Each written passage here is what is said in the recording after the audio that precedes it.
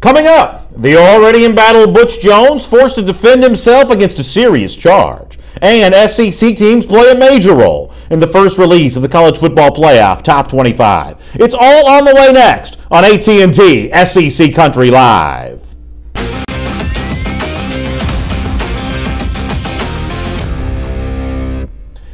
Hello everyone, and welcome to AT&T's SEC Country Live. My name is Brandon Adams. This is the former Alabama All-American Mike Johnson. We've got a busy show for you coming up, including our AT&T SEC Country Live First and 10 list. But before we get into the news we planned on discussing today, let's start with some late breaking news here before our show begins. Butch Jones, when he spoke to the media a few minutes ago, forced to speak about an issue and a charge that's been levied against him. Mike, let me the best I can try to set this up, and then as a guy that played along the offensive line, I want to get your thoughts on this. Let me start with the Read Optional here, a website co-authored by Trey Wallace and Oliver Conley. What they write here earlier this week is communications received by the Read Optional show that Tennessee staff knowingly played a player with a concussion. That's Brett Kendrick, an offensive lineman, the starting right tackle. The text message that these writers got, and by the way, Conley, also a colleague of ours here on our SEC Country family of websites, the text they received says he, meaning Kendrick, was resting in a dark room. He doesn't remember anything about the second half of the game. They left him in until the last 22 seconds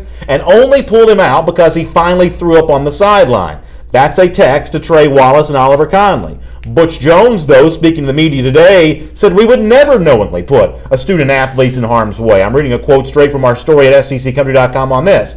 Our medical staff has full authority on removing players from competition, but also has the authority to return players to competition. I have absolutely no say in these decisions. Mike, you played the offensive line, albeit in a very different era when concussions probably were not taken as seriously then as they are now. But what do you make about the initial report and Butch Jones' refuting of the initial claim? Yeah, I think it's incredibly serious allegations, by the way. I mean, when you talk about concussions this day and age, talk about a hot-button topic. I mean, if you knowingly put a player in that had a concussion and put him in danger of furthering that concussion or becoming, other health issues, then I think that's as bad as it gets right now in college football. I think back to Mike Leach seemingly being fired for the way he treated Craig Jameson over at Texas Tech. Things continue to pile up right now at Tennessee. When you look at Butch Jones and his tenure, he's had some other questionable times in the past. There was allegations of him hitting a Tennessee offensive lineman back in 2015, also doing the same thing in Cincinnati. So I think when I dive a little bit deeper into this, I'm not sure that Butch Jones really knew what was going on, but the question I think Tennessee fans have to ask, and probably players and families have to ask, is why didn't any member of the staff know what was going on? The sources say that he told a staffer, but who was it? Were they in Butch Jones' ear, and did they knowingly put him back into the game? Let me read you another sentence from Mike Griffith's piece at SECCountry.com. Mike writes, SEC Country has learned that Kendrick, the offensive lineman in question here, refused to come out of the game in a conversation with offensive line coach Walt Wells, according to a source with direct knowledge of the situation. So here's what my question would be.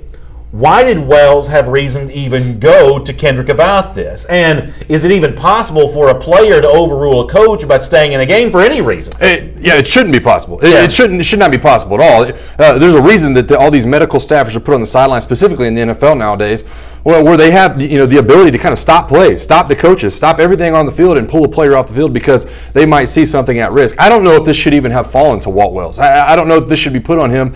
I think he's got to take the player's word for it, and a lot of time players are going to lie. I think there should have been more people on the sideline that were vigilant about some things like this. When you see the clips on the Read Optional, they're kind of highlighting, that kind of highlights Brett Kendrick in the second half, some of the things he was doing.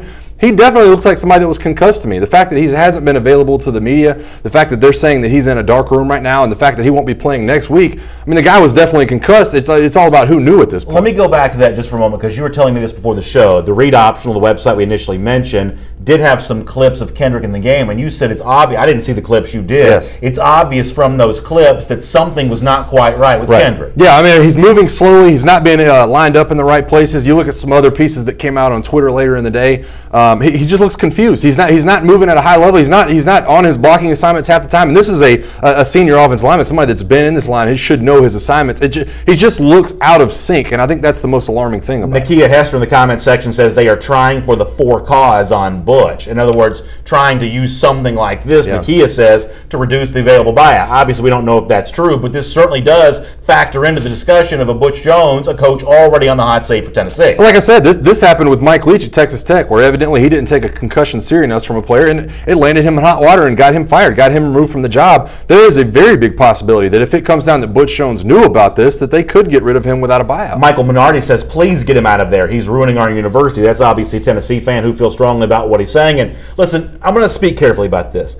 I am not on the side of hysteria when it comes to the concussion issue. I think there's still a lot about that we don't know. And there's a lot of rush to judgment about how severe the concussion craze is right now that I think we may rethink in a few years. But when you have a guy like Butch Jones employed, who's clearly on his way out the door, his ability, his moral authority over the Tennessee program is questioned because his own job status is questioned. And you're going to have disgruntled players with grievances or people connected to the program with grievances. They're going to feel a little more free to come out in the open and say things about Jones, text messages to reporters. Is that what happened here? We obviously don't know, but the kinds of things that the Read Optional is writing, coming from a source close to the situation, is the kind of thing you do hear about an embattled coach. It is really sort of part and parcel of Tennessee trying to hold on to Jones throughout this season. It just opens the door for sloppy things like this to happen. It's alarming. I think it's the best word for it, alarming. And it also goes back to, hey, if you're John Curry and Butch Jones is still sitting in that seat, has he been fired? Has he not been fired? Are we waiting to fire him?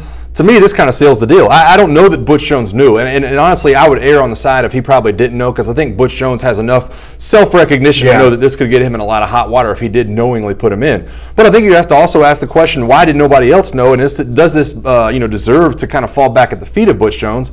It's been more clear now than ever that there is a time for a change there. I think you bring up a really good point, though. While I will certainly agree with you that Tennessee needs a change at head coach, I think Vols fans would agree with us on that. There is zero reason to believe that Jones, based on what we know up to this point, would be guilty of this. He has earned at least the benefit of the doubt on this issue for me. Yeah, I think so. And listen, when I was playing college football, maybe one time a game would Nick Saban come up and look me in the face and be able to recognize if I had a concussion or not. The same thing goes for the offensive line coach. They are talking to you and they're drawing a lot of things up, but there's a million other things going on. Like I said, I'm not saying for 100% fact that they didn't know, but 99%, when I've been on those sidelines, if you have a coach in these situations, to me, I just don't think they actually had a good idea that he was concussed. Quick question. Can we move on to a happier subject now? Absolutely. All right, let's do that with our AT&T SEC Country Live First and 10. And by the way, let me remind you that AT&T is a proud sponsor of SEC Country Live. AT&T, entertainment your way. Make the switch to AT&T Wireless and DirecTV. They'll help you stay connected all season long. And speaking of our First and 10, item number 1 up on our First and 10 is the first release of the College Football Playoff Selection Committee's top 25 from last night. And 2 SEC teams at the top, but maybe at least some surprise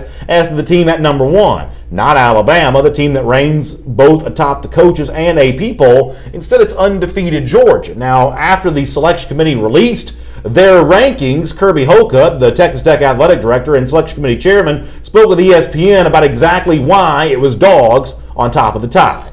We spent considerable time yesterday talking about the differences between Georgia and Alabama. We began our day this morning. We ended our day today with great debate, as passionate debate as I've seen. At the end of the day, it was the 2 wins against CFP top 25 teams for Georgia, especially the win over number 3 Notre Dame gave Georgia the very slight edge over Alabama this week. I think there's no question that Georgia's best 2 wins, the Mississippi State game, the Notre Dame game, are probably better than any 2 wins, maybe any single win that Alabama has thus far this season. But are those 2 wins enough to justify going against the grain of both, I think, a lot of eye tests and the 2 current polls, the AP and the coaches poll, and having Georgia ahead of Alabama? In other words, did the committee get it right? I think they did. I think when you look at it, you could have gone either way, and nobody would have really questioned it. I think the fact that Georgia does have that win over Notre Dame that looks a lot better than Alabama's win over FSU right now. Remember, FSU was number 3 in the country when they faced off, and Notre Dame was not ranked to start the season. So I think this is a good reason why the committee waits now until October 31st to put out the poll, because I think Alabama has been ranked number 1 in the AP poll since the start of the year. But the committee gets to sit back and they get to watch 8 games of football and they get to kind of catch their breath and then start to put these schedules up against each other before they put it out. I said yesterday on Twitter that I thought it would be Alabama, Georgia, Notre Dame, and Clemson. And it turns out that that's exactly right. The first 2 were a little bit different than I thought they would be, but I don't have any arguments with it. I think the committee understands, like I said yesterday, the committee has the foresight to go into these situations and understand that these 2 teams will have to play at some point, so they don't have a problem with putting them 1-2 and don't really care what order they're in right now. Let me hit a couple of the comments here. Jennifer Murray says these rankings don't matter. Steve Weaver says it's great motivation, however. And what Steve brings up is something that a lot of people have also said, that Alabama probably glad it's number 2 instead of number 1 because it is extra motivation. That's been said so much here over the last 12, 24 hours Do you think that's true? Is Alabama glad it's number 2? And is it helpful not to be the number 1 team in the country? I think that most Alabama fans will tell you they're happy they're number 2. I think it gives them something to shoot for, and obviously you can kind of take the target off your back of being number 1 that Alabama has played so much with here in recent years. I do think that there is a lot of favor when you look at some of these top 4 teams, top 5, 6, 7, 8. I don't know that the top 10 teams matter. I will, however, look at the end of this poll, number 10 through 25, and I do think those numbers matter because I think you're going to match up and you're going to look at Georgia and say, hey, Mississippi State was this when you played them. These guys were ranked. LSU was ranked when they played Alabama. They were ranked 18, 19, whatever they are. So I think that the end of the poll definitely matters. But for the teams with championship aspirations, all they need to do is keep playing. I mean, Al Davis said it. Just win, baby. Just keep going down that schedule and knocking teams off, and they'll both be where they want to be at the end of the year. Jeremy Pettis brings up an interesting point. If these were the actual real final rankings, he says number 1 gets to play closer in the Sugar Bowl. Number 2's got to travel to California. Yes. 1 less day of practice. I don't know if it means less practice, but it certainly means less rest and, recovery time getting ready for that game. So obviously a lot of football to be played, but there is a little bit of a difference for number 1 and number 2 if these were the final rankings. Well, it's like I said yesterday, I don't think Bama fans will complain at all about possibly having to go play in the Rose Bowl instead of playing in the Sugar Bowl. Bama just has not been very good in the Sugar Bowl over the last 10 years, and maybe they do need to change the scenery when it comes to that game. So I haven't heard any argument from Alabama fans that they should have been ranked number 1. I think everybody's kind of at peace with it at Alabama. Neil Landon Jackson says both teams have a lot of tough games ahead, a lot of football left. But let me ask you this from Alabama's standpoint. If the committee was dinging Alabama last night as an undefeated team at 8-0, how are they going to feel if it's a 1-loss team? The debate's always, well, what if Alabama beats Georgia close? Can Georgia still get in as a second SEC team? But it's also fair to say, right now, Mark Schlabach thinks that Alabama would only be about a 6-point favorite over Georgia. It's fair to wonder what would happen if Alabama lost. Yeah. Is the Alabama resume going to be too weak as a 1-loss team to become a second team in the playoff where Georgia win the SEC? Well, I think it depends on when the loss comes. If Alabama loses this weekend against LSU and then wins out, beats Mississippi State, Auburn, and possibly Georgia, then I think they're fine. I think they're locked in. I think they're SEC champion, and they're able to move forward from that. And possibly Georgia getting in as well just from losing to Alabama in the SEC title game. I think if they do lose to Georgia, it is going to be a tough hill to climb because I think you've got so many other pressures, and especially Notre Dame. When you look at Notre Dame from the outside in as far as Power 5 conferences go, they really could be the one that spoils the party as far as the SEC getting 2 teams in. I think that would be a tough hill for either Georgia or Alabama to climb right now. But hey, it's possible. We've seen chaos in this playoff committee before, and we've seen crazy things happen in November, so I'm not ready to rule it out just yet. We'll have more of your comments in the comment section on exactly where Georgia and Alabama are ranked. People are already weighing in hot and heavy on this day on AT&T's SEC Country Live. Let's move on, though, to item number 2 on our AT&T SEC Country Live First and 10 list and look at another SEC team shown some love by the committee.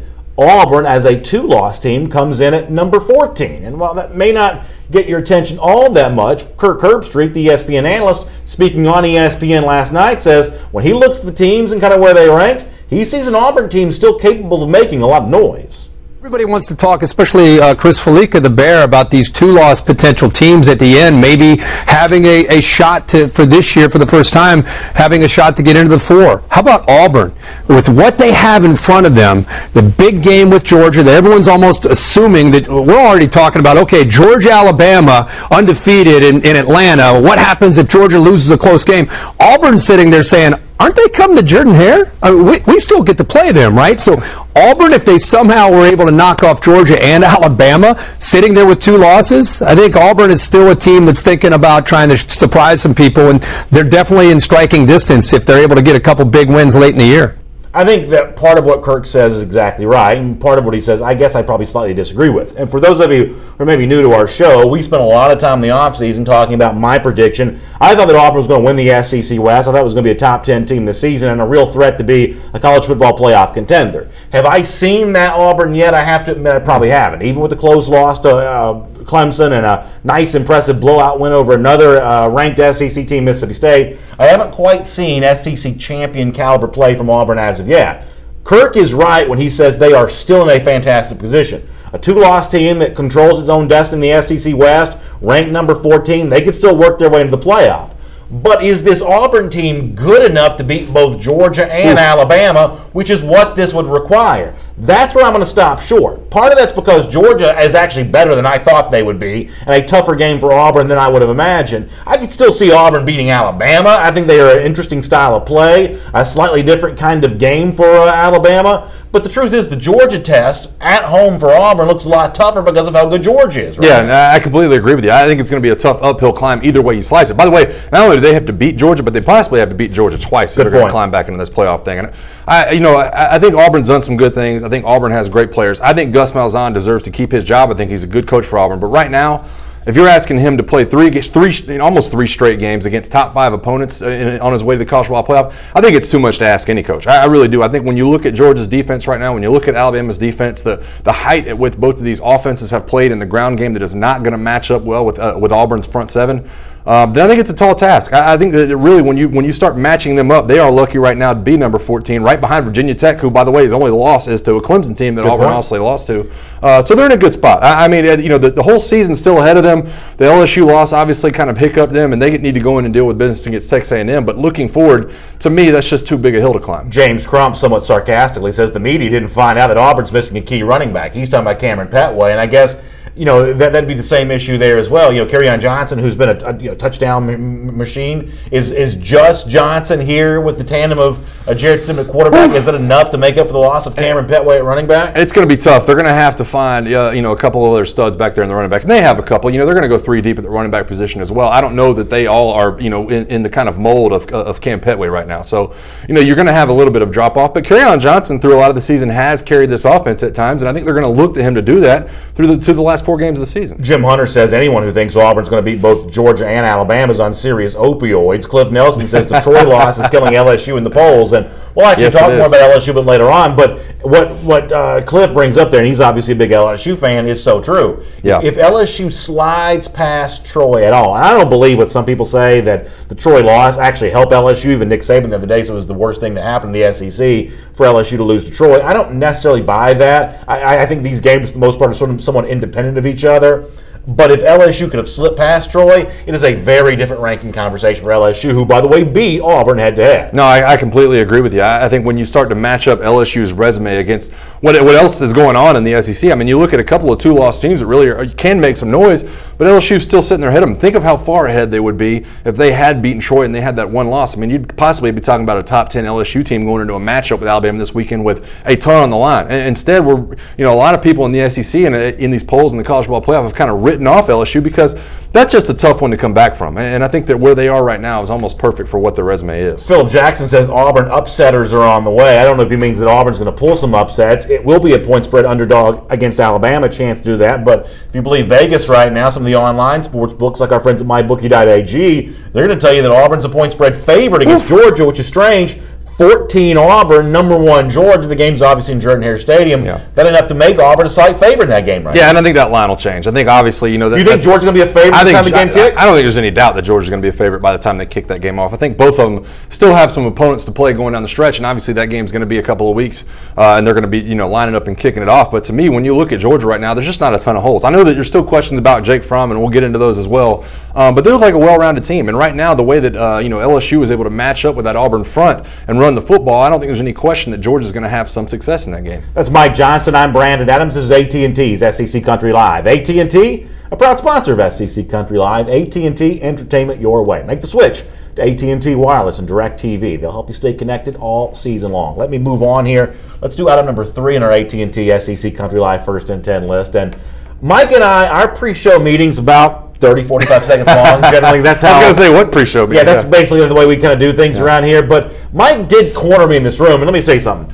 Mike's a big old guy. When he corners you, you get pretty nervous. He said, "Are we really going to talk about this in the show today? Are we really going to do this right now?" And I put my finger in his chest and I said, "Listen, you sit down and shut up." No, what I said was, I don't know about that. You got to hear me out on this.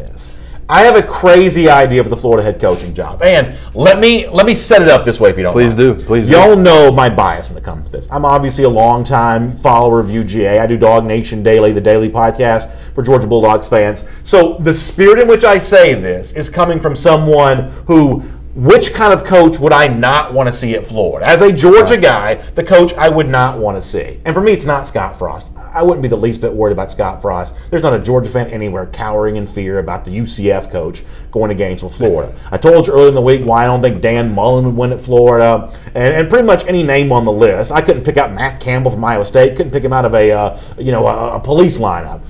Really, none of those names scare me. But if you're a Georgia fan or a rival to Florida, we'll say Florida State, Miami, anybody else. Here's what you don't want Florida to get. You don't want Florida to get a coach with a track record of really big-time recruiting success. Top 5 classes in his background. You don't want Florida to get a coach that has been a head coach before, that's got major conference head coaching experience.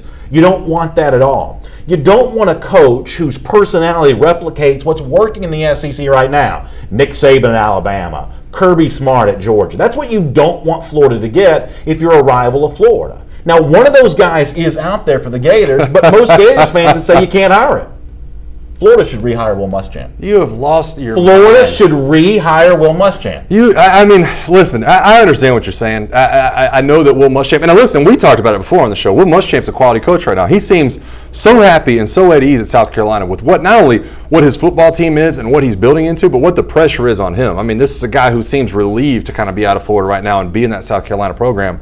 There's just no way. I mean, why would you hire a guy who has already been a failed experiment at the same job? I guess you can say that maybe he learned something at Auburn under Gus Malzahn, or maybe he learned something in some of his trips elsewhere. But to me, this is a guy who's failed at Florida, and he's proven to be a failure. And he got way more time than Jim McElwain did. And to recycle a guy like that, it'd be something I've never seen done. So what you're making the case for is why they won't rehire him. Right. I agree with you on that. But I'm making the case that he's the best possible candidate for the job. And it's really, if you're a Florida fan, I think it's a bit of a frustration that the guy that you should hire is the guy that you can't hire. Because imagine this. Imagine the 4-8 season and the time he had in Gainesville. Imagine that happened at a different school. Let's say it happened at, I don't know, Clemson, Florida State, anywhere else. If that was the case, and I gave you that same resume for Will Muschamp, you don't tell me you would be leaping to get this guy? I mean, look at the reasons why Jim McElwain failed. He was not a good recruiter at Florida, but Will Muschamp was. McElwain was not well liked by his bosses.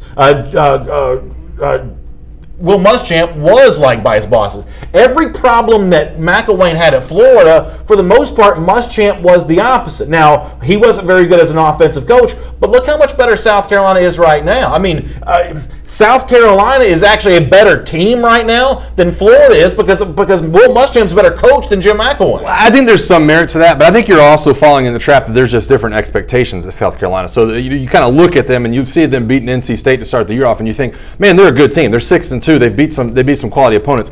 Will Muschamp is 12-9 at South Carolina. And yes, he's a Coach of the Year candidate, but think about what that means about South Carolina as opposed to what it means to Florida. This is a guy who was 28-21 at Florida. And so those expectations have changed. It's a lot different when you talk about coaching in a place like Florida as opposed to South Carolina. That's the reason Florida's not going to go down that road. 12-9 is not good enough at Florida. It is good enough at South Carolina right now, and that's what makes him a Coach of the Year candidate. But Florida's a better program than South Carolina. That's part of that. Brittany Nation in the comment section says, wait, you bash, talking about me, Scott Frost, but suggest Muschamp stop. We don't need you making a case for UF. Thanks, though. Here's the thing, though. And I mean this all sincerity. If you disagree, you tell me. Do you think that South Carolina straight up would trade Will Muschamp for Scott Frost right now? Oh, probably not, no. Okay, no. So if they wouldn't and Florida hires Frost, which they may do, that means that South Carolina believes it has a better coach than Florida does, which is not the way things should be. Well, here's kind of my clapback to that. You're not just going to always have a Jake Bentley that walks through the door. I think that's what Will Muschamp has found. He could not find a quarterback at Florida. Jake Bentley walks through the door, and you go through down to your third string quarterback, and all of a sudden Jake Bentley is the face of the franchise. That's not going to happen at Florida anytime soon. Matt Corral might be great, but they need an offensive coach to go down to Florida right now to straighten out the issues they've had for the last 6 or 7 years. That's the only guy that's going to get straightened out. That's why Scott Frost is a name that keeps getting floated, because he's a guy that knows offense. Will Muschamp knows defense, and the defense has been good at Florida for quite some time. A couple more comments here. Joe Anthony Dean, BA, what did Muschamp do with all those top 5 classes? That's fair. He was also an inexperienced head coach at the time. I think that he's doing a pretty good job of recruiting at South Carolina. He's certainly getting more players at South Carolina right now that Georgia wanted than Florida got under Jim McElwain. More head-to-head wins for Muschamp, including a couple for 2018, and he's going head-to-head over 2019 kid as well. One final comment on this. John B. Mahan says, Jeremy Pruitt's a great idea. Now, Pruitt is an interesting name, the Alabama defensive coordinator. If you're Florida, I don't think you can hire an inexperienced head coach, but he is a slightly younger, less experienced version of what I'm talking about with the Will Muschamp, Kirby Smart, Nick Saban coaching tree. A guy who is going to be an insatiable recruiter, a guy who is going to have that same edge and probably, I would imagine, go with sort of a pro-style offensive coordinator. Pruitt may be too inexperienced for Florida, but that's a younger version of the Muschamp thing that I would say that Florida probably needs here. I agree with you. And listen, when Will Muschamp was hired at Florida, I wondered if he didn't need a stepping stone job somewhere in between for him to learn how to be a head coach and for him to learn game management and how to really look in on your offensive personnel while coaching the defense. I wonder if Will Muschamp wouldn't have been better off taking one of those middle tier jobs, learning a little bit on the job before going to a place like Florida. I think that's why you're seeing him have success right now, because all of a sudden, this isn't just Will Muschamp that's coming from the Texas defense coordinator spot. This is Will Muschamp that's coming after being a head coach at Florida for 4 years. And so he knows a little bit about head coaching. Jeremy Pruitt, for me, as much as I love the guy, I don't know that he's ready to step into those shoes just yet. No, Elizabeth Borders says, an Alabama fan, we ain't letting Jeremy Pruitt go. Hey, good luck keeping him forever. That guy wants to be a head coach. I think he's going to get a chance to pretty soon. Item number 4 in our AT&T SEC Country Live First and 10 list. And this is another one of those examples where I think that you and I, me being the lifelong fan, you being the former player, we just sort of see things differently. Early in the week, the subject of, what was the hashtag called? The empty Neyland. Yeah. You know, Tennessee fans, as a show of, frankly, dissatisfaction over Butch Jones' continued deployment, they were going to vote with their pocketbook, vote with their bodies, and not be there in Neyland Stadium. I said I totally support Tennessee fans on this. If that's the way they think they need to make their voice heard, I got no problem with them doing that. You said as a former player, you want to see Vols fans support the current Vols players. Well, a couple Tennessee seniors have spoken out on this. Let me show you a quote here from Jashawn Robertson, one of the Vols seniors on this, who says, I understand their frustration, meaning the Tennessee fans who don't want to come. To a certain extent, we're the ones playing the games, though. At the same time, I'm a senior from the state of Tennessee. I love this place. When I came here, it was to play in front of a great fan base like we have. So only thing I'd say to them is, we'd appreciate the support we've been given this year. We look forward to them giving us the same type of support. That's a little bit of a political statement there from Robertson, trying to toe both sides of the line on this. Obviously, that doesn't want to anger Tennessee fans, which I kind of understand. But, you know, I would hope I'd have the guts to look him in the eye and tell him this. But the truth is, I feel like his own administration has done him a disservice. And so on this one, I don't think Tennessee fans are showing a lack of support for Robertson. I think they're speaking out about what they believe is a lack of support from for their own university from the people in charge. Well, listen, I approached this from a player's angle the other day. Listen, these players can't quit. You know, they can't not show up at the game. They can't, stop practicing. They can't, leave when the coach leaves or when the coach is fired. They can't head out of the university. They've signed on in this university, and they're players there, and I think the fans should support them either way. But let me go at this from a different angle, because I think this one will hit you a little better than the one I had on Monday. Imagine being that coach, having to go in and recruit players to go to Tennessee the next year and having the opposing coaches point at what the fans did the year before. Great point, man. Imagine that from a recruiting angle, saying, hey, you know what, do you want to go play in front of the Fairweather fans up in Neyland Stadium? They didn't even show up when their team was bad. They only had 30,000, 40,000 people there when their team was terrible. Why would you want to go up and play in front of that fan base? I think that's another thing to fall back on and another angle to look at this from. It's a bad look all around. If you stop supporting the team right now, then I'm telling you, if I was a player on the team, and I know it sounds kind of harsh, and Jashawn Robinson's not going to say this, I applaud him for what he said, but I would say if you don't want to show up this Saturday, then please, when we are good next year, don't show up in the stadium either. That's the part I don't agree with. Let me let you see Kendall Vickers here as well, who also had a comment on this situation. Another one of those Tennessee seniors. He says, I don't have a message for them. They can do what they want to do. That's their right. They cannot show up if they want to, or they can if they want to. We got to go out there and play Southern Miss. So that's what Vickers says. But to go back to what you said, I don't think it's fair to say you got to be with us through all of this, or you can't be with us next year when things get good, because at that point in time, you're essentially treating Tennessee fans. I don't want to relitigate the whole conversation we had the other day, but at that point in time, you're treating Tennessee fans like robots, like they don't have their own free will to support what they like and sort of disregard what they don't like. I'm not saying go there and boo the team, boo the players. I'm saying John Curry, athletic director, don't think you've got my money no matter what. Don't think you get my support no matter what. You got to be a steward of my university, of my athletic department, in order to get my support. I don't have a problem with a Tennessee fan or a booster saying that. Well, I don't have a problem with them saying it either. I think you've seen it on social media. You've seen it on Twitter. This campaign tells you enough as it is, but I also don't think you want the label, if you're a Tennessee fan, of being a bandwagon Fairweather fan, that you're only going to show up when all of a sudden things are good and when you're on an SEC caliber team. I don't think you want that look for your university. I think it'd be a bad look all the way around. Going to make a quick final point on this. For some of the Tennessee fans who may not go on Saturday, I believe it's actually harder to stay away than it is to go. It's one thing to say, this team's not good, I don't want to go. It's another thing to say, this university and athletic department's so messed up right now, I can't go. The people who won't be there, I believe, are forcing themselves not to be in the stadium. And that's the perspective of a fan I think that you're getting right here. Yeah. I listen, I know just as well as anybody, especially after, my football career is over, that Saturdays in the SEC are built for football games. So it is going to be extremely tough for any of these fans to stay away. And I look forward to seeing, what the turnout is. Do you really have a dip in the number of people that are going to show up? I'm interested to see that too. All right, coming up in just a moment, with Alabama and LSU playing on Saturday, we'll take a look back to a very significant year in history when these two teams got together more than just once. We'll do that coming up in just a moment. For now, though, our AT&T SEC Country Live First and 10 list. Let's take a look at item number 5 on the list, and two rivals in the same state taking very different approaches to Halloween. And let me show you a quote here from South Carolina coach Will Muschamp first, and this is hilarious to me. It comes from the State, the newspaper there in South Carolina, from their Twitter feed at Go Gamecocks.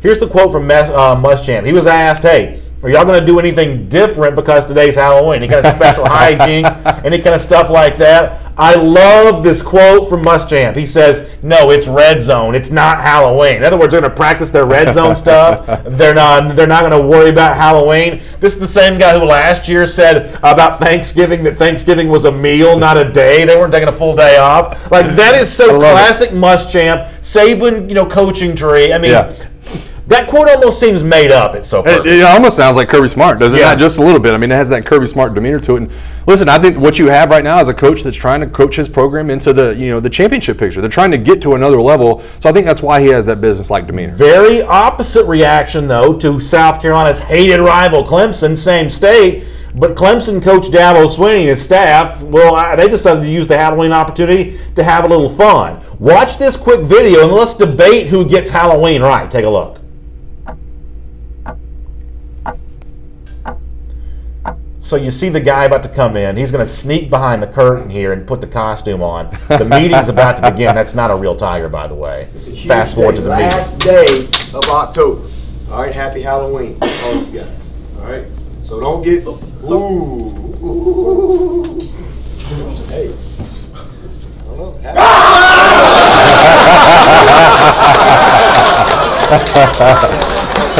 So really good stuff there from Clemson's official football Twitter account there, and Dabo Swinney kind of getting a good sport there, kind of playing along with that. You see the Clemson players having a lot of fun with that. Dabo's having some fun with that too. So Will Muschamp says, hey, it's not Halloween. We're working on red zone offense and defense. And Dabo Swinney, the coach of the defending national champion, taking a very different tack. Which gets it more right, the all business or the let's allow some room for some fun approach? Well, I think there's room for both of these things. Honestly, I think Will Muschamp can have that attitude in front of his players and probably joke around with them as well. And I think Dabo does the same thing. That's why he's been a great coach.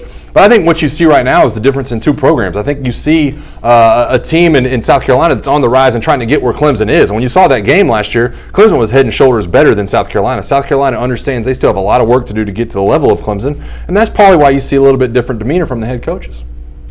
I would take a slightly different approach, too, because I think what you saw from Dabo Swinney last year was kind of breaking the mold of the kind of coaches that win in college football. Now, Muschamp hasn't won big yet, but he worked for a guy that did, Nick Saban. And Urban Meyer, Ohio State's very much the, I would imagine, more all-business style of things, whether Nick Saban is. Even Jimbo Fisher, who won a national championship in 2013 at Florida State, he kind of comes across as a super serious guy. I mean, we had a period of time in college football where the only coaches that were winning at all were these hard-driving, it ain't Halloween, it's red zone defense Tuesday. I mean, those were the only coaches that were winning. The significance, I believe, of Clemson's national championship last year was that a nice guy finished first for a change. And a guy who's willing to allow his staff to have some fun at his expense on Halloween, all of a sudden that guy is still getting enough work done to win a national championship. I mean, is Dabo giving us a new blueprint for how it's okay to win? Maybe so. And I think that, obviously the talent at Clemson right now takes over in a lot of these circumstances. But I think when you do have that relaxed attitude, and I'm not saying this about Clemson because they're an incredible football team. I had them in my top 4. But when you do have that relaxed attitude,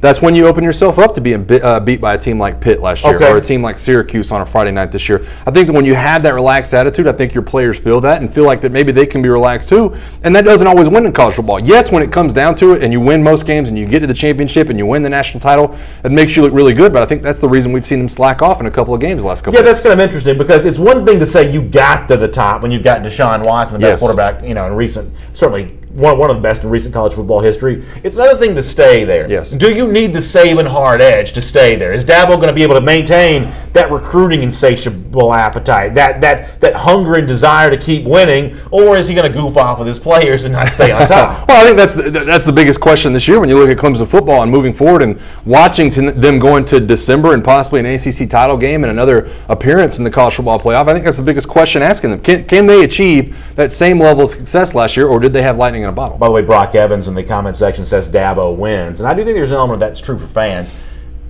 If it's possible to win this way, I do think they like the coaches who have fun more than the guys who never crack a smile about anything. It just may not be possible to win. I mean, these experiments are ongoing. It just may not be possible to win long term unless you've got that white-knuckled hard edge. But all things being equal, I think most fans would agree with Brock Evans that what Dabo's doing is kind of a fun thing to see there. Well, listen, I think the serious, demeanored coach, and you can tell me if I'm wrong, that maybe Bear Bryant obviously had a serious demeanor, but I think when you go back to the 90s and you look at guys like Steve Spurrier or Bobby Bowden or some of the coaches that were winning national titles back in the 90s, that was acceptable for them. They could goof off. They could have a down year here and there. It's not the same anymore. I mean, if Alabama loses a game right now, it's tragic. If Ohio State loses a game right now, it's tragic. It's just a different feel around college football. Really good point. By the way, one final comment on this. Lauren Todd says Dabo's cool.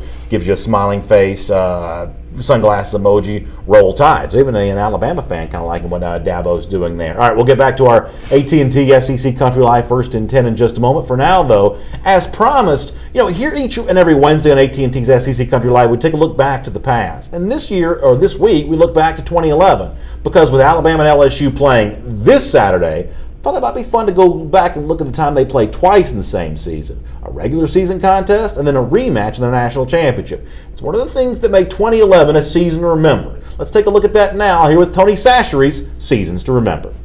Tony Chachere's presents Seasons to Remember and a look back at 2011.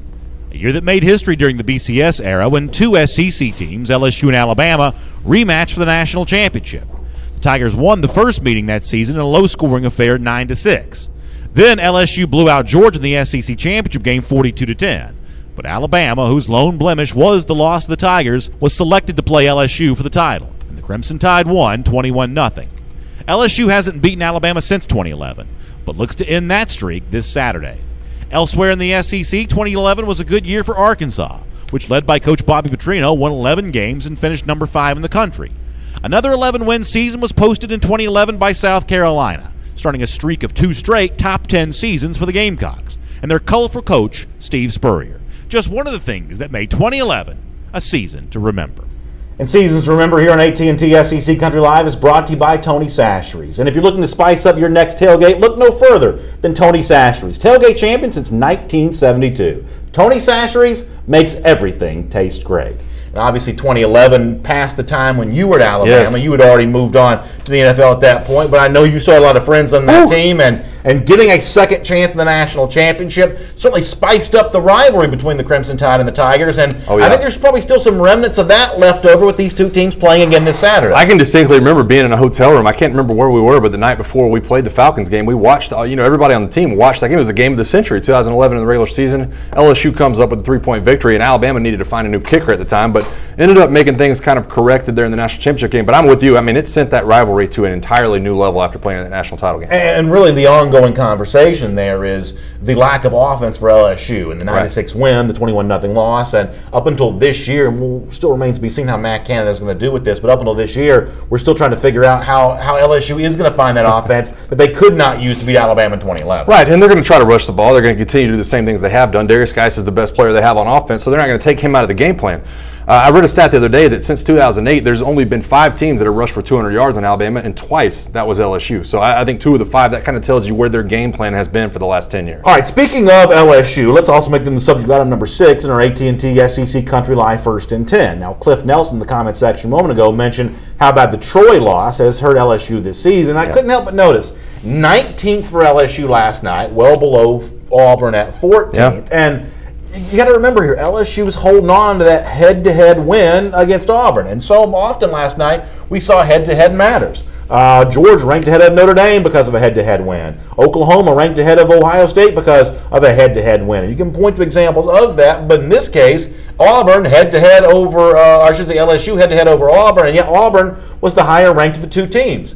By ranking them 5 spots below Auburn, did LSU get snubbed last night? I don't think they got snubbed at all. I think they're actually kind of lucky to be sitting where they are. When you look what's right behind them, I mean, you look at NC State, their losses have been to South Carolina and Notre Dame. I mean, I don't know how you can start to compare those two, and obviously NC State has played some quality teams as well, and they're going to continue to do that, facing Clemson this weekend. I think that LSU's right where they need to be. I don't think that, it's not fair to look at it and say that Troy loss is, really makes or break your season, but I think it does. When you look at the back end of this poll, you have to take that, really widely into effect and start looking at, who these 2 lost teams lost to and who they've beaten. Right now, LSU should be very happy to be where they're at in my mind. So I don't disagree with you on that necessarily. If you lost twice and one of those was to Troy, then you should be glad that you are where you are. I guess my point is, and this is what can be maddening about the polls sometimes, it almost seems like there's an element of sort of predictive nature to this, that they think by the end of the season Auburn's going to be better than LSU, and I think that's probably true as well. I mean, if you gave me a choice of who's going to beat Alabama, have the better chance, I'd say Auburn's got a more likely chance of doing that than LSU does, and we'll find out part of that this Saturday. But that's all yet to be decided. That's all still to come. Yeah. For now, when the resumes are relatively similar, even if I think Auburn actually is the better team, I wouldn't mind seeing a head-to-head matter for right now, especially when the committee made head-to-head matter in so many of these other issues as well. Yeah, I mean, Auburn's the top-ranked 2-loss team, and I think that what really kind of throws a wrench into LSU being ranked ahead of Auburn because of the head-to-head matchup is the Mississippi State game for both teams. I think that Auburn housed Mississippi State by 30 points, and LSU got beat by Mississippi State by 30 points. So that kind of throws a wrench in that. When you compare the other losses, Troy and Clemson obviously are not comparable when you talk about Auburn and LSU. So it's like I said, I think that Auburn deserves to be where they're at. There probably is some kind of that, looking forward down to what's going to happen in the next few weeks. But LSU, to me, in my mind, should be very happy to be where they're at. And LSU is going to have the opportunity to really climb up in the polls. They're going to play Alabama. They're going to play some other teams that are very good. Let me ask you a quick final question on this subject. And this is kind of unfair, but that's kind of what we do from time to time. Do you think there are 18 teams better than LSU?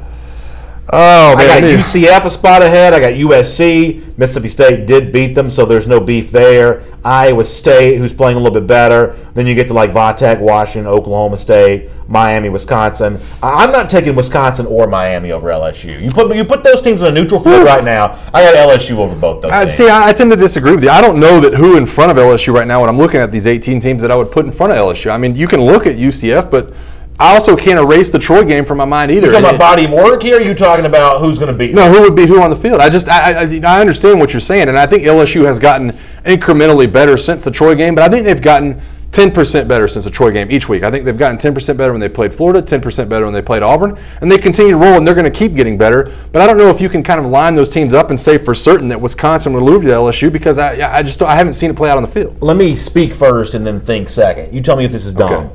I'd probably keep Auburn where it is. I might put LSU at 13 for right now. Is that dumb? Maybe so. Yeah, I mean, I understand what you're saying. I understand the head-to-head matchup counts. But to me, when you count in that Troy loss, it's not only the Troy loss to me, it's also the 30-point loss against Mississippi State that really is a knock in LSU's favor. I mean, I don't know how you really explain that when Mississippi State goes on to get beat by 30 by Georgia and Auburn, and then all of a sudden, that makes that loss look a lot better. Would you be okay with just a cluster of LSU, Auburn, Mississippi State right there together? Well, I'd be okay with it. Obviously, that'd be great for the show, and we can talk about SEC teams. I'm not talking about your own personal. I think they're perfect where they are. I think the fact that NC State and Stanford and Arizona are right behind them, as well as Washington State, I think they're perfectly kind of put. That's Mike Johnson. I'm Brandon Adams. It's AT&T SEC Country Live. AT&T Entertainment your way. Make the switch to AT&T Wireless DirecTV. They'll help you stay connected all season long. Let's move on to item number 7 on our AT&T SEC Country Live First and 10 list. And I'm going to give you a quick warning here. This is actually way less interesting than it sounds. When I first heard about this, I leapt towards it to find out more about it. And the truth is, I'm not quite sure what this means. But former Florida coach, and I guess now Florida ambassador, is that his official title? Steve Spurrier was on with Clay Travis on Fox Sports Radio this morning. Or I think it was this morning. It was this week. And, he was asked about, Bob Stoops, Spurrier's former defensive coordinator at Florida, getting involved with the Florida coaching job. Spurrier lets Clay and all of us know, I think, that he contacted Bob Stoops with the Florida job. The truth is, I can't really tell if he's joking or not. Listen to this, and let's try to figure out what all of this means. Here's Spurrier talking about Bob Stoops. Oh, Oh, I've called him and said, if you want this job, we'll put your name in the pot. So I haven't called him back yet. I don't know if he got the message or not. But I seriously doubt that Bobby wants to do it again. But that certainly would be his call. And if he wanted to, I'm sure there's a lot of schools would love to have him. So the audio quality you hear there is Spurrier's cell phone. That's not us. That's how it sounded on the radio on Fox Sports Radio this morning. He says, I called Bob Stoops. He didn't call me back. Is he being serious about that or not? Can you tell? What do you think? No, I think he actually is being serious. I think that maybe there's a text message. Maybe he just called somebody. Maybe maybe it was just in jest. But I would think that maybe he talks to Bob Stoops every now and then. Maybe they are good friends. They're both in retirement. Maybe they play golf together every now and then. Maybe he did shoot him a call and maybe just hasn't heard back from him. I don't think he would seriously approach him about the job, though. I think that maybe he definitely called him and kind of said in jest he hasn't called me back yet. But who knows? But what I don't understand about this quote from Spurrier that you just heard from Fox Sports Radio. Am I the only guy in the world who does not believe Bob Stoops for a minute's not going to coach again? He's 54 years old. I don't know why he left Oklahoma. I don't have any kind of special inside information, but I do know this. Coach is coach. I mean, unless you're 100 years old, coach is coach. Right. I don't care how much money you've made in your life. I don't care any of that kind of stuff. You got grandkids. A lot of coaches have grandkids. They still coach because coach is coach. Stoops is going to coach again somewhere, and, I do think it is a little bit of a loss for Florida if Stoops, the former DC, high-profile name, coaches somewhere else besides the Gators. Listen, and here we are talking about Nick Saban's birthday yesterday. He's 66 years old. How old is Bob Stoops? He hasn't even hit 60 yet. I mean, I think he's 54. 54. I mean, you're telling me that guy's never going to coach again and he's in his mid-50s? I find it hard to believe as well. I think that at some point, I don't know, maybe it's 2 years from now, maybe it's 5 years from now, maybe it's 10 years from now, but at some point that guy is going to get the itch to coach again, maybe as a coordinator, maybe as something else, but I think it would be obviously a home run hire for Florida if they were able to wrangle him in. I just don't think this is the right situation for him. I mean, I think that, it's one of those things where Stoops, obviously, if he does want to coach again, he's a high-profile name. He has a chance to get a high-profile job. It makes you wonder, is Florida still as attractive of a job as it used to be? You do have a big name, old-time coach like Steve Spurrier hanging around a lot. You've got at least 2 of the previous 3 coaches who there were a lot of whispers and rumors they didn't get along with administration. Yeah. Now, one of those guys is gone, and Jeremy Foley, the old AD. The new AD, Scott Strickland, was rumored not to have gotten along with Dan Mullen when he was in Starkville, Mississippi. I mean, Florida is a program that's not thought to be ahead of the curve when it comes to facilities. 3 pretty bad recruiting classes in a row. Is Florida not as good a job as it used to be? I think it definitely is a good job. I mean, I would list it in the top 10. I know people have said that it's a top 10 to 15 job. I just think the recruiting base is there, the passion is there, the money is there from a fan standpoint that you should walk in. I just don't, I don't know if Bob Stoops is the right hire. Bob Stoops was 190-48 as the head coach at Oklahoma, but he's a defensive guy. He's a defensive coordinator. To me, this kind of goes back to the Will Muschamp talk we just had a minute ago. They need an offensive guy, somebody that can come in and solve the quarterback problem. They don't need another defensive coordinator. Don't matter to me how good his record was at his old school.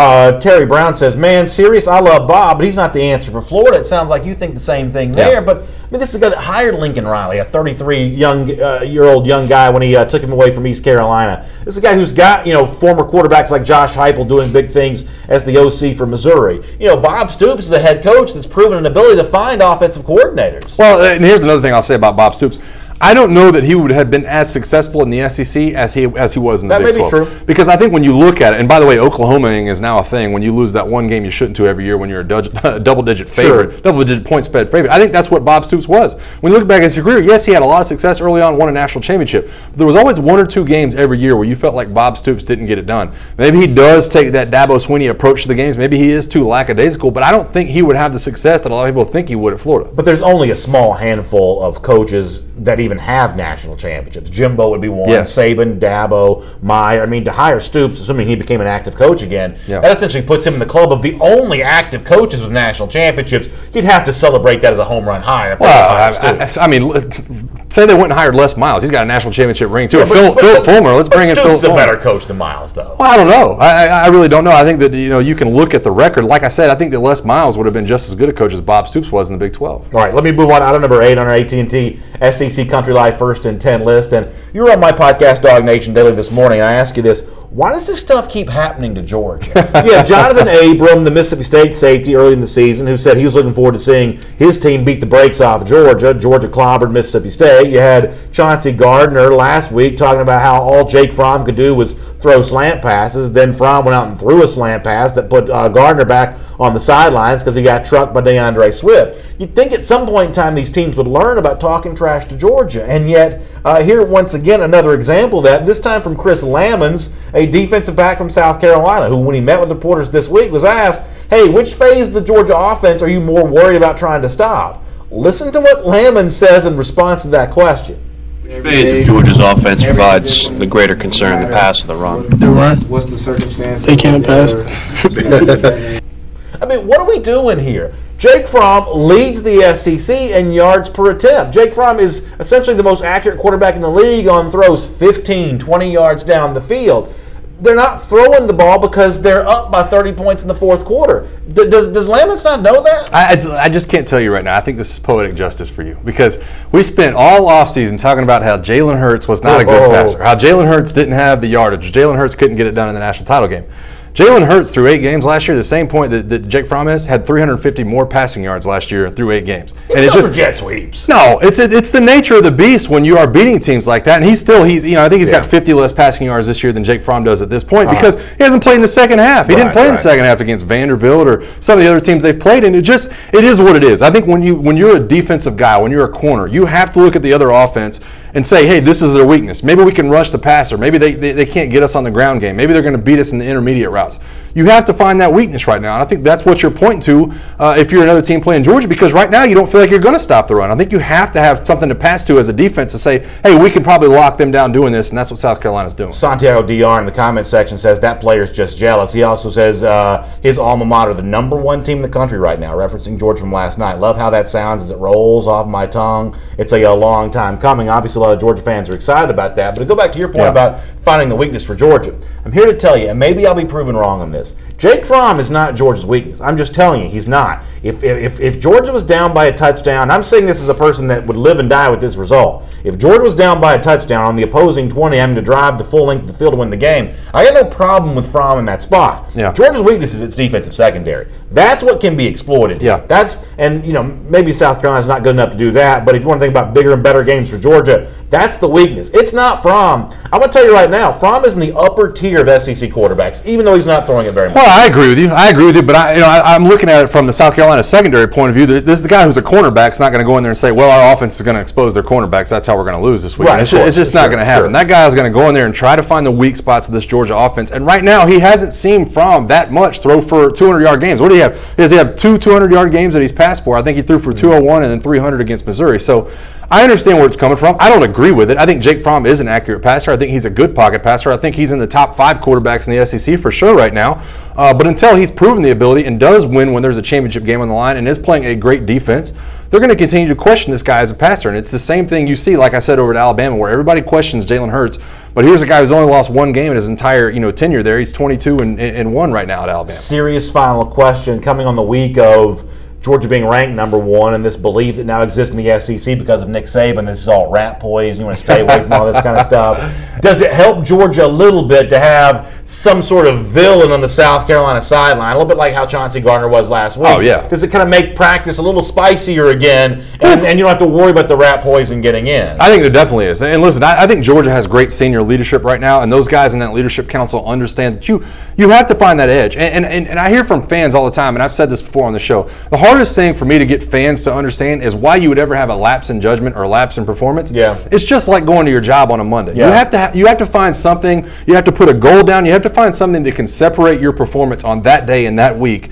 And right now, maybe this is another guy not giving you due respect. Let me ask you a real quick final question on this subject. Were you #1 in the country before the national championship in 2009? I just don't remember. Yeah, we were. So is it hard to be #1? Because here's the conversation that happens all across the SEC. Bama's glad it's not #1. Georgia fans, some of them are sort of happy about it because they haven't been there, and there's this mocking tone of, oh, act like you've been there before for Georgia. You don't want to be #1 right now. I mean, how overblown is that? Is it hard to be #1? Does it make focusing more difficult knowing that there is literally no one for you to look up to, that you're the one with the target on your back? It doesn't make focusing more difficult. I think it just raises the focus of the teams you're playing against. I can't tell you how many times, the stadiums you go to are raucous. When #1 comes in, it doesn't matter who they're playing. You could have, you could be going into Mississippi State. Maybe they played Missouri the week before, and the fans weren't that rowdy. It's Missouri, Mississippi State.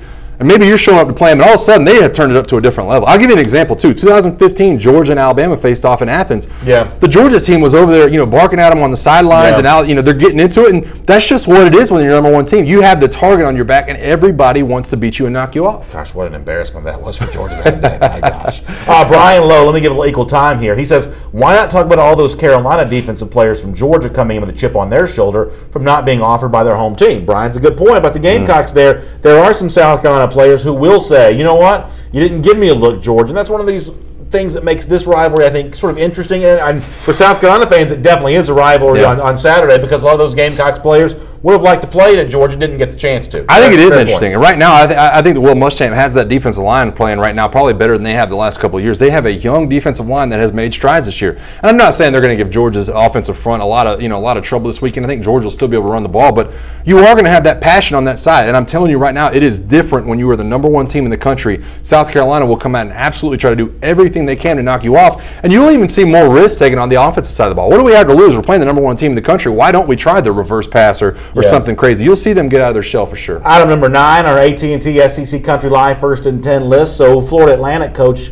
Lane Kiffin was on the Tony Basillo show. That's a radio show based out of the state of Tennessee, and the subject of the Tennessee Vols came up. And what Lane Kiffin told Tony Basillo was that he was asked to sort of compare his Tennessee team, the edge they played with, the attention they garnered, to this team now, and actually Kiffin sort of stood up for Tennessee a little bit. If you're a Vols fans, what do you make of this? Tennessee's not that far off. I mean, we were just at Alabama. I mean, it was only 2 years ago, that we went down to the wire with them. I think 19-14 or whatever it was, we had to throw a touchdown, in that fourth quarter to beat them. And Coach Jones had them rolling, and I think it was last year early on. Some big wins and stuff. So. They're not as far off, I would think, as some people talk about.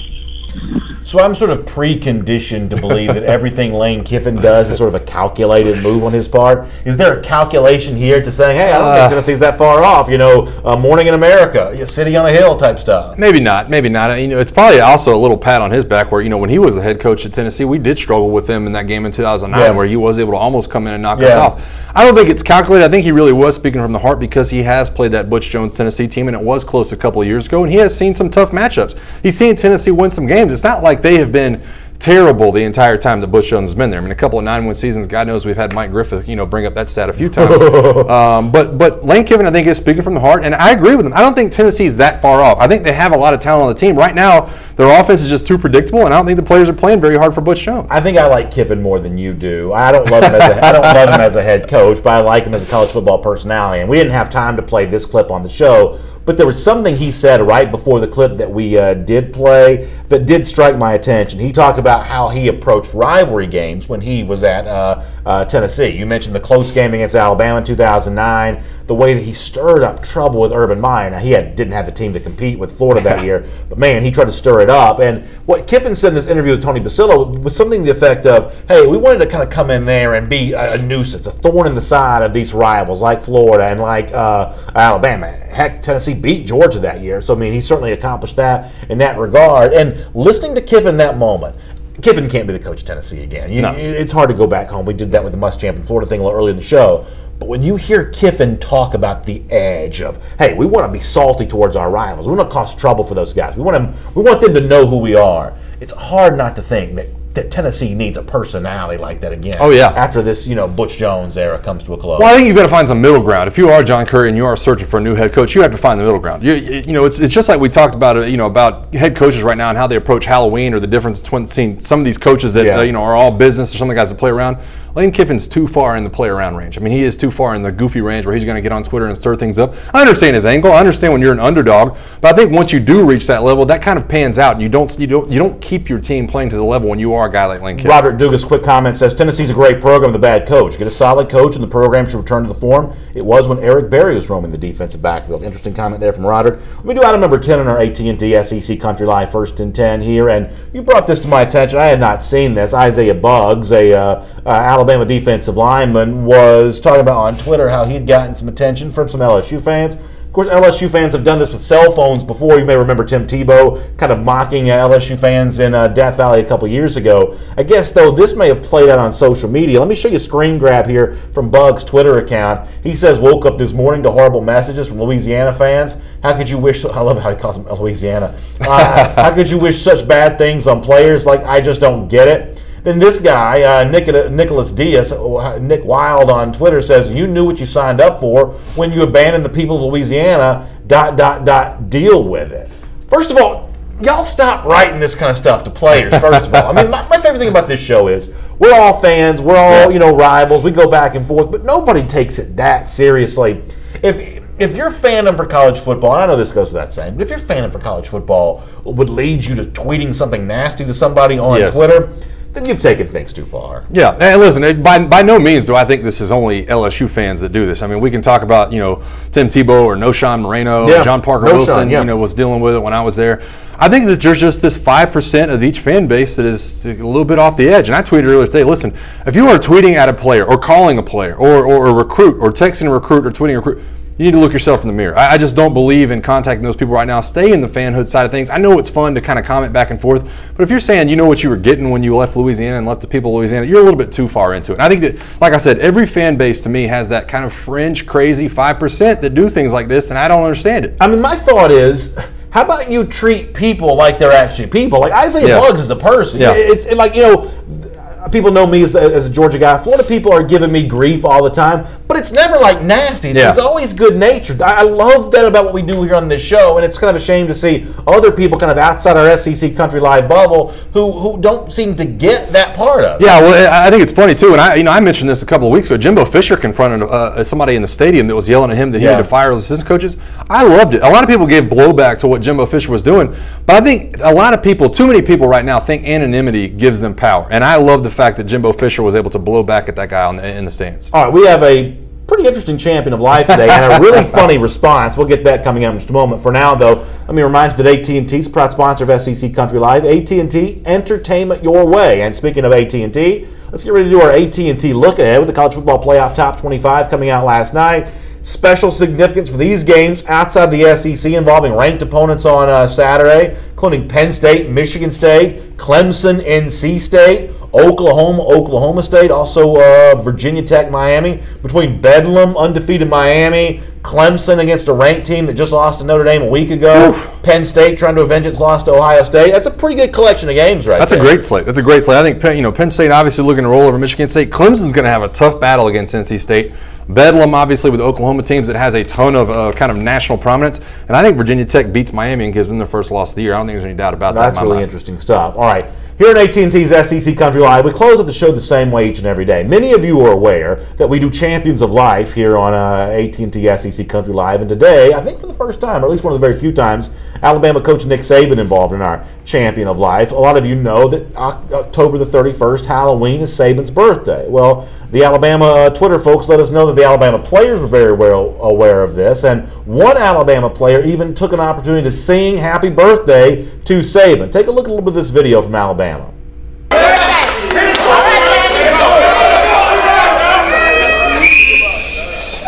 Happy birthday to you. Happy birthday to you. Happy birthday. So we don't need to sing but he sings the song there. So first of all, I got to give the guy credit because Saban gives you that cold stare with the media every single day. I don't know, even if I could sing as well as that player does, I don't know that I could look him in the eye and sing at him, knowing that, is he going to say, this is Rat Poison too? Am I all of a sudden now, I'm taking away from what ought to be Red Zone Tuesday or whatever Will Muschamp was talking about earlier. By the way, this is an 18-year-old kid, a freshman kid getting up there and singing in front of Nick Saban. I love it. I love the looseness, and a lot of people don't get to see this side of Nick Saban. I've said it a million times on the show. The other thing I noticed is that meeting room, that was not the meeting room I had when I was in college. Is that nice? I mean, that is the Ferrari of meeting rooms. Now, take a look at this. What one Alabama fan responded back on Twitter about the song. Emily on Twitter says, I need y'all to quit playing around and get busy for this weekend. I mean, has Saban's mentality even taken over the Alabama fans? She's like, stop singing happy birthday and get back to work. Yeah, listen, I just told you about those 5% of crazy fans, the ones that buy in a little too much. Maybe that's a little bit wrong. No, listen, Emily, I love you. That is fantastic stuff. That's a girl that wants to go out and see her team beat LSU on Saturday. Hey, thanks for being with us us here on AT&T's SEC Country Live. We appreciate your time. Subscribe to our podcast on iTunes. You can also give us a rating and review there, and share this show with your friends on Facebook. Let them know we're talking about the SEC each and every day here on AT&T SEC Country Live. We're back again tomorrow, 3 p.m. Eastern Time. Y'all have a good day. We'll look forward to seeing you then.